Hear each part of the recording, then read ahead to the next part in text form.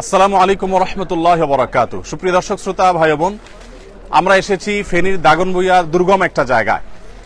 Main road থেকে প্রায় 1.5-2 ঘন্টা আমরা ট্রাক্টরে করে চড়ে খুব ধীরে ধীরে এসেছি এখান থেকে আবার ট্রলারে করে আরেকটা দুর্গম জায়গায় যাওয়ার পরিকল্পনা আমাদের আছে।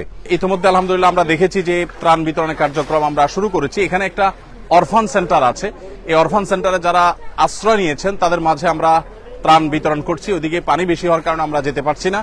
ওনারা কষ্ট করে এসেছেন এবং এখানে আমরা ধর্ম বর্ণ নির্বিশেষে প্রত্যেকটা মানুষকে ত্রাণ দিচ্ছি। এখানে যে জিনিসগুলো আছে এর মধ্যে চাল আছে, ডাল আছে, সয়াবিন তেল আছে এবং লবণ এবং চিনি আছে। আর এর বাইরে আরেকটা প্যাকেটে বিস্কিট, মুড়ি এবং পানি এবং অন্যান্য শুকনা খাবার আছে। তো আমরা তাদের মাঝে এই জিনিসগুলো বিতরণ করছি। ইনশাআল্লাহ বিদিনিল্লাহ এগুলো শেষ করে আল্লাহ যদি তৌফিক দান করেন আমরা চলে যাব মহিপাল থেকে ইনশাআল্লাহ ফেনীর আরেকটা এলাকাতে আমরা আজকে বিতরণ করব।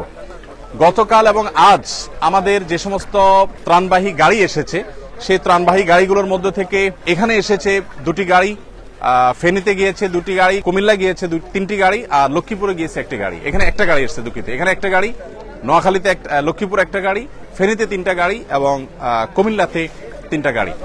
এই গাড়িগুলো আমাদের গত রাতে এসেছে, সবগুলো লরি ভর্তি মাল।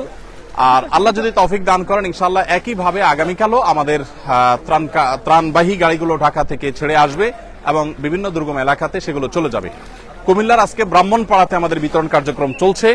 আর লক্ষ্মীপুরের টুমচর মাদ্রাসাকে কেন্দ্র বানিয়ে লক্ষ্মীপুরের কমলনগর, রামগতি যে সমস্ত এলাকাগুলো প্লাবিত হয়েছে টুমচর মাদ্রাসা থেকে সে সমস্ত আলহামদুলিল্লাহ আমরা দেখতে পাচ্ছি বিভিন্ন বয়সের মানুষ আছেন, মহিলারা যারা আছেন তাদেরকে আমরা কষ্ট করে এদিকে আনি নাই, কারণ ওদিকে অনেক পানি, আমরা নিজেরাও যেতে পারিনি। ওনাদের কাছে দুঃখিত, মাল আমরা ইনশাআল্লাহ পৌঁছে দিব।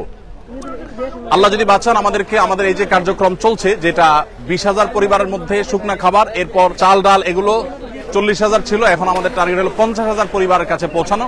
এরপরে আল্লাহ যদি তৌফিক দান করেন আমরা ইনশাআল্লাহ আরো 50,000 পরিবার। আপনারা সবাই দোয়া করবেন আমাদের সবার জন্য, আল্লাহ যেন আমাদের সবার কষ্ট দূর করে দেখ, আল্লাহ যেন সবার কষ্ট দূর করে দেয়। আমরা সবাই সবার জন্য দোয়া করবো ইনশাআল্লাহ। ওয়ালাইকুম আসসালাম। বাবাজি কি এখানে থাকেন? ওইখানে। ও মাশাআল্লাহ মাশাআল্লাহ, আল্লাহ কবুল করুক। ঠিক আছে, জাযাকুমুল্লাহ খায়ের। প্রিয় দর্শক, আমরা দেখতে পাচ্ছি বিভিন্ন ঘরগুলো ডুবে গেছে, বিল্ডিং, এই যে ঘরগুলো আমরা দেখতে পাচ্ছি আশেপাশে ডুবে গেছে। আর এই পাশে টিনগুলোতে একেবারে চাল ছুঁই ছুঁই পানি। আমরা যতদূর আসছি এরকম দুরবস্থা দেখতে পেয়েছি এবং এর চাইতে দুরবস্থাও দেখেছি যে টিন একেবারে ডুবে যাচ্ছে, যা ছুঁই ছুঁই। এখানে আমরা দেখতে পাচ্ছি মাত্র 3-4 ফিট পরেই টিন ডুবে যাবে, এরকম একটা অবস্থা। মানিকলাল, আপনার ঘর কিসের, বিল্ডিং না কাঁচা? ঘর ভালো আছে? ভালো আছে। যদি ঘর মেরামত করা লাগে সেটাও আমরা টাকা দিব। ঠিক আছে, ঠিক আছে। আল্লাহ তাআলা আমাদের সবাইকে হেদায়েত দান করুন। ওয়ালাইকুম আসসালাম। বাবাজি ভালো আছেন আপনি? বকরা একটু হেল্প করো। ওয়ালাইকুম আসসালাম। দাও বাচ্চাকে দাও, বাচ্চাকে দাও। আমরা দেখতে পাচ্ছি যে মানুষ এখানে, মহিলারা তারা এই বুক পানি ভেঙে ভেঙে তারা যেতে হচ্ছে বাজারে, শহরে। এর বাইরে আসলে তাদের আসলে যাওয়ার তেমন কোনো জায়গা নেই। এদিক থেকে আমরা দেখতে পাচ্ছি যতদূর চোখ যায় শুধু অথই পানি আর পানি, আমরা যত গভীরে যাব শুধু পানি আর পানি। তো যাই হোক, আমরা দোয়া করবো আল্লাহ রাব্বুল আলামিন মানুষের কষ্ট লাঘব করে দেন, কষ্ট দূর করে দেন এবং বিশেষ করে প্রত্যেকে যার যার জায়গা থেকে আমরা মানুষের পাশে দাঁড়াবো। আলহামদুলিল্লাহ উদ্ধার তৎপরতা অলমোস্ট শেষের দিকে। বাংলাদেশ সেনাবাহিনী এবং অন্যান্য বাহিনীর সদস্যবৃন্দ, দায়িত্বশীল ব্যক্তিবর্গ তারা উদ্ধার কর্মকাণ্ড খুব জোরে সোরে চালিয়েছেন এবং দারুণভাবে সেটি আলহামদুলিল্লাহ সুসম্পন্ন হয়েছে।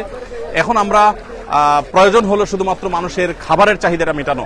আমাদের কাছে বহু জায়গা থেকে SMS আসছে। আজকে আমি 4-5 জায়গার SMS সকাল থেকে পর্যন্ত রিসিভ করেছি, যেখানে 200 মানুষ, 250 মানুষ, 300 মানুষ, 500 মানুষ না খেয়ে আছে 2 দিন 3 দিন। মাদ্রাসা 200-250 বাচ্চা না খেয়ে আছে 2 দিন 3 দিন। সেখানে আলহামদুলিল্লাহ আমরা ত্রাণ পৌঁছানোর উদ্যোগ নিয়েছি এবং এই পর্যায়ে এসে ট্রলারে করে, বিভিন্ন রকমের বোটে করে, ছোট ছোট এরকম বড় চাকার গাড়িতে করে আমরা দূর দূরান্তে ত্রাণগুলো পৌঁছে দিতে পারছি। আলহামদুলিল্লাহ এটা একটা আনন্দের বিষয় যে মানুষের উদ্ধার তৎপরতা অনেকটা শেষ হয়েছে, এখন খাবারগুলো পৌঁছানোর কাজ ঠিক যথাসময়ে আসুন্না ফাউন্ডেশনের ত্রাণ এসে পৌঁছেছে এবং সেগুলো এখানে কাজ করছে। এখানে আলহামদুলিল্লাহ আমাদের স্থানীয় দাগনভূঞার তরুণ ভাইরা স্বেচ্ছাসেবক, তারা আলহামদুলিল্লাহ হেল্প করছেন এবং আমাদের কাজে তারা অক্লান্ত পরিশ্রম করছেন, প্রত্যেকে যার যার জায়গায় কাজ করছেন। তো আল্লাহ তাআলা আমাদের সবাইকে কল্যাণমূলক কাজে এক অন্যের সহযোগী হওয়ার তৌফিক দান করুন, সবার কষ্ট লাঘব করে দিন। আমরা সবার জন্য দোয়া করব, প্রত্যেকের জায়গা থেকে কাজ করব। আল্লাহ তাআলা আমাদের সবাইকে তৌফিক দান করুক। আমরা শেষ করছি ইনশাআল্লাহ বিদিনিল্লাহ। ফেনীতে অন্য কোনো স্পটে যদি নেটওয়ার্ক থাকে আবার দেখা হবে, কথা হবে। আর প্রত্যেকে যার যার জায়গা থেকে অভাবী এবং দুস্থ মানুষের পাশে আমরা দাঁড়ানোর চেষ্টা করব।